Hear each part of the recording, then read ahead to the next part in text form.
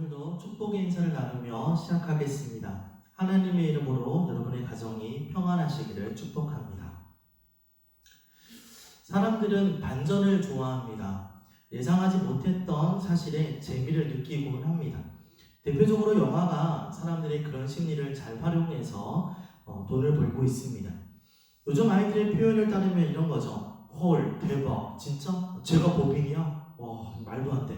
이런 식의 이야기를 하는 겁니다.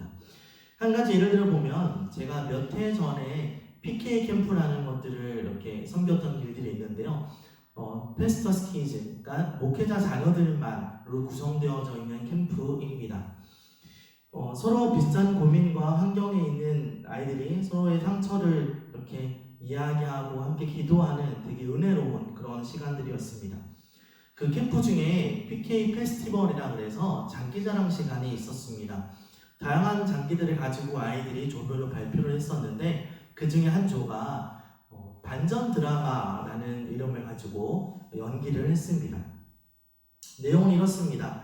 풍랑을 만난 예수님이 이제 제자들과 함께 있습니다. 예수님이 잠을 자고 있는데 제자들이 와서 예수님을 깨웁니다. 예수님 일어나 보세요. 지금 풍랑이 너무 심해서 우리가 다 죽게 되었어요. 예수님 이렇게 깨웁니다. 예수님께서 일어나셔서 이렇게 얘기합니다. 나를 들어 바다에 던져라. 황당하죠. 예수님이 하신 이야기가 아니라 요나 이야기인데 그러니까 이런 식의 어떤 반전이 있는 겁니다.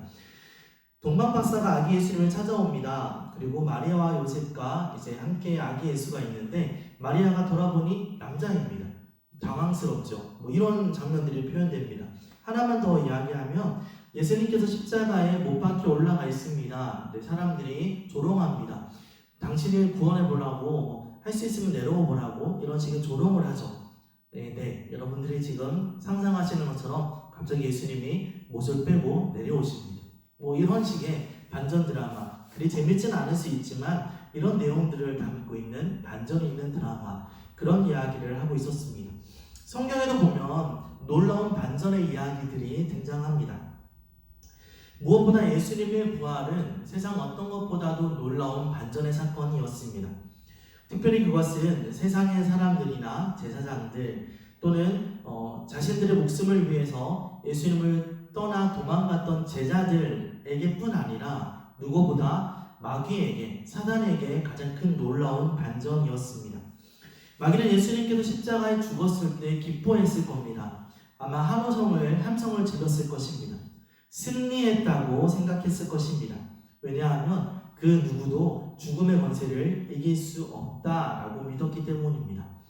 히브리서 9장 27절에 한 번 죽는 것은 사람에게 정해진 것이요 그 후에는 심판이 있으리니 사람은 누구나 죽습니다. 하지만 예수님은 그 죽음의 권세를 무너뜨리셨습니다. 그분은 부활하셨습니다. 이 사건은 창세기에 예언되어 있는 여자의 후손이 뱀의 머리를 밟는 그 사건을 이야기합니다.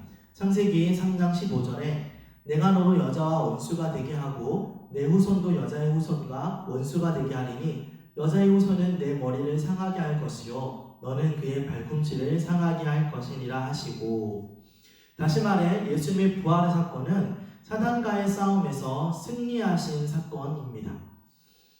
오늘 우리가 읽은 본문에서 예수님은 이렇게 말씀하십니다. 세상에서 너희가 환난을 당하나 담대하라. 내가 세상을 이겨노라. 예수님께서 우리가 세상 가운데 환난을 당하게 되겠지만 그것이 당연한 일이겠지만 두려워하지 않기를 말씀하고 계십니다. 그 이유는 예수님께서 이미 승리하신 싸움이기 때문입니다. 이렇게 표현하면 좀 더 쉽게 이해할 수 있을 것 같습니다. 저에게는 형이 두 분 계십니다.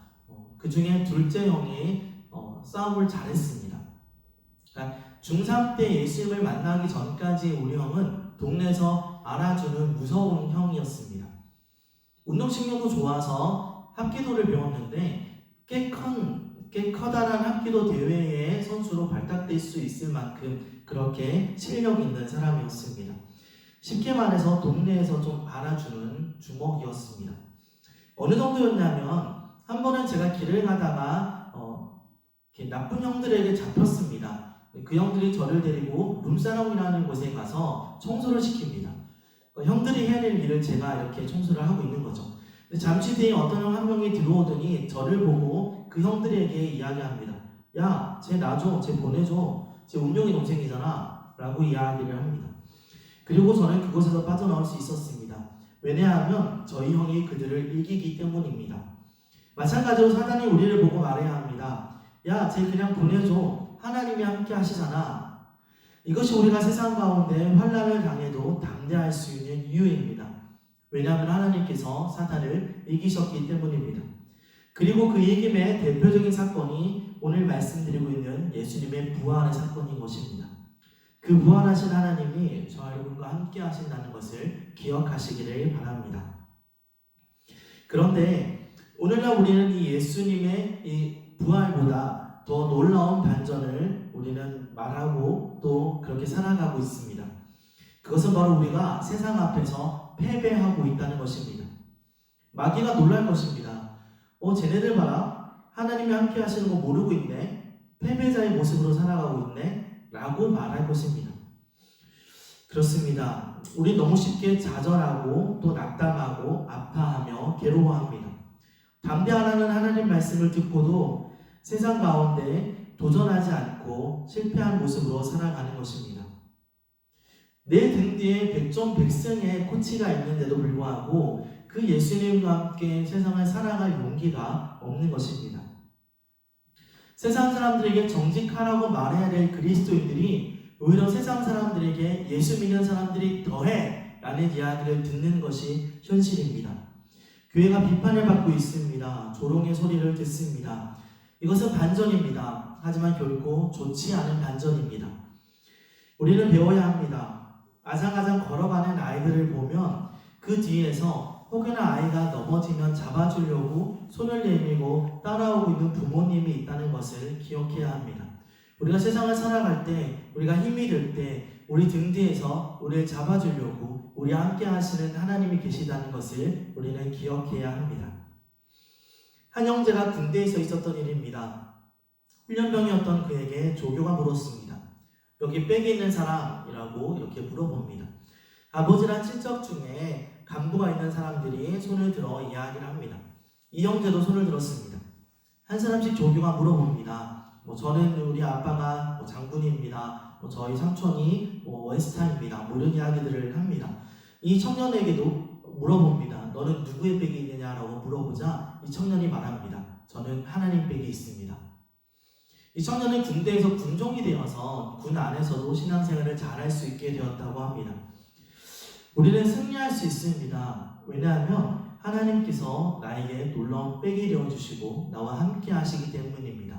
마귀를 이기신, 마귀의 권세를 이기신 그분이 나의 하나님이요 나와 함께 하시기에 우리는 승리할 수 있는 것입니다. 성경 속 인물들도 자기 자신의 어떠함으로 놀라운 일들을 이뤄낸 사람은 없습니다. 모두 하나님의 도우심으로 이루어진 결과들입니다. 성경을 보면 하나님께서 모세를 부르신 장면이 등장하죠. 그런데 하나님께서 모세를 부르실 때 모세가 거절합니다. 출애굽기 3장과 4장을 보면 3번이나 하나님하고 모세가 실랑이를 벌이는 장면이 등장합니다. 나는 말을 잘 못해서 입이 뻣뻣해서 하나님 나는 할 수 없습니다 라고 이야기를 하죠. 또 하나님 보낼 만한 사람을 보내십시오 라고까지 모세가 말을 하기도 합니다. 이런 부족해 보이는 사람, 자신 없는 모세였지만 하나님이 그 모세를 사용하사 이스라엘 백성들을 애굽에서 건져내는 구원하는 일을 감당하십니다. 또 여호수아가 있습니다. 모세의 뒤를 이어 후계자가 된 여호수아는 아주 큰 부담감을 가지고 있었겠죠. 하나님께서는 여호수아에게 1장 6절, 7절, 9절의 말씀을 통하여서 3번이나 반복하여 강하고 담대하라, 강하고 담대하라 이렇게 말씀하여 주십니다. 하나님은 여호수아를 세우시고 모세를 통해 약속하셨던 것을 성취하는 일로 인도하십니다. 그리고 성경에 보면 솔로몬의 이야기가 등장합니다.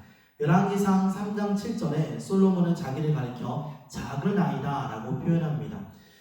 그런 그에게 작은 아이라고 말하는 그에게 하나님의 지혜가 임하자 그가 세상 모든 사람보다 가장 지혜롭고 부한 왕의 위치에 올라갈 수 있게 되었습니다. 한 사람만 더 보면 예레미야도 이런 이야기를 합니다. 예레미야 1장 6절에 나는 아이입니다 라고 표현합니다. 말할 줄 모른다라고 자신을 아이라고 표현했던 예레미야를 통하여 하나님은 이스라엘 백성들을 위하여 눈물이 끊이지 않는 눈물의 선지자가 되어 그 땅을 위해 중보하게 하셨습니다.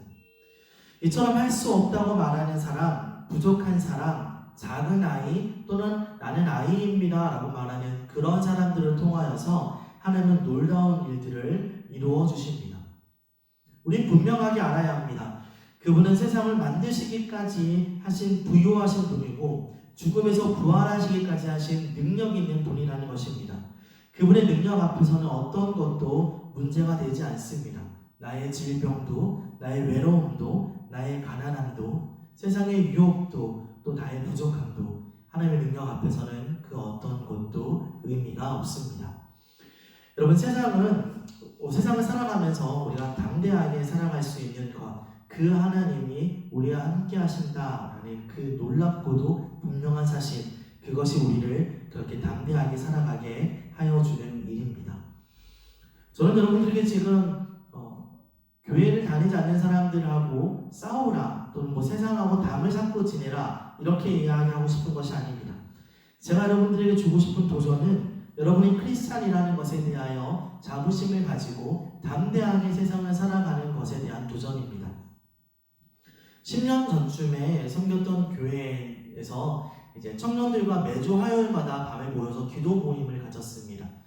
그 기도 모임 중에 한 여자 청년이 이렇게 이야기를 합니다. 이제 대학을 졸업하는 입장이었는데 학교 교수님의 추천으로 이제 우리나라에서 가장 크다고 말하는 대기업의 추천 원서를 받아 접수하게 되었습니다.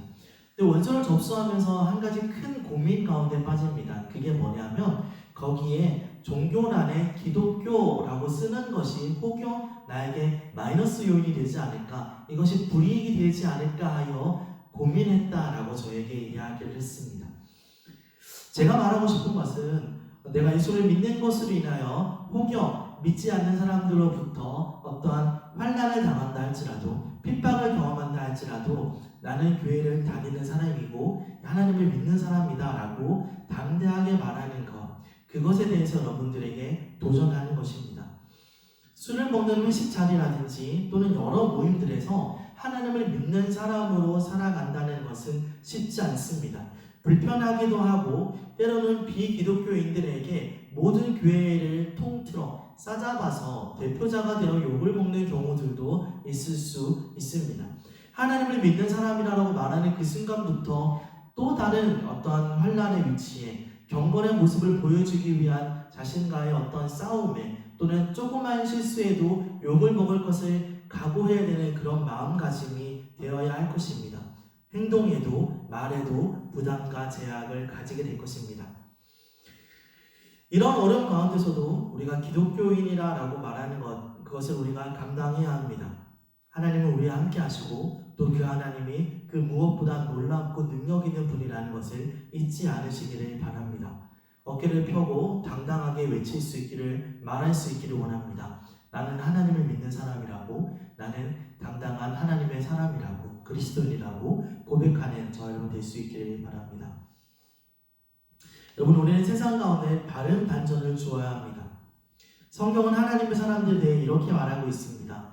고린도후서 6장 9절부터 10절에 보면 속이는 자 같으나 참되고 무명한 자 같으나 유명한 자요, 죽은 자 같으나 우리가 살고 징계를 받은 자 같으나 죽임을 당하지 않고 근심하는 자 같으나 항상 기뻐하고 가난한 자 같으나 많은 사람을 부요하게 하고 아무것도 없는 자 같으나 모든 것을 가진 자로다. 이것이 하나님의 사람입니다. 세상 앞에서 당당하시기를 바랍니다. 세상이 알 수 없는 그분으로 인해서 세상이 감당할 수 없는 반전의 드라마를 만들어가는 저 여러분이 되시기를 바랍니다. 세상에서 너희가 환난을 당하나 담대하라. 내가 세상을 이기었노라. 세상 가운데 환난 가운데 있다 할지라도 승리하신 예수님과 함께 담대하게 살아가는 저 여러분 모두가 될 수 있기를 간절히 소원합니다. 기도하겠습니다. 하나님 감사합니다. 우리는 연약하고 우리는 부족하다 할지라도 세상 모든 권세를 이기신, 세상의 모든 유혹과 세상의 모든 어려움들을 감당하신, 그리고 승리하신 그 예수님이 나와 함께 하심을 기억하고 세상 가운데 놀라운 반전의 드라마를 써가는 우리 모두가 되게 하여 주시옵소서. 잊지 않고 기억해야 될 것, 하나님이 우리와 함께 하신다라는 그 놀라운 사실을 우리가 변함없이 기억하도록 은혜를 더하여 주시옵소서. 담대한 하나님의 사람으로 세상 가운데 환난과 어려움 가운데서도 승리하는 믿음의 사람으로 우리를 사용하여 주시옵소서. 감사드리며 거룩하신 예수님의 이름으로 기도드렸습니다. 아멘.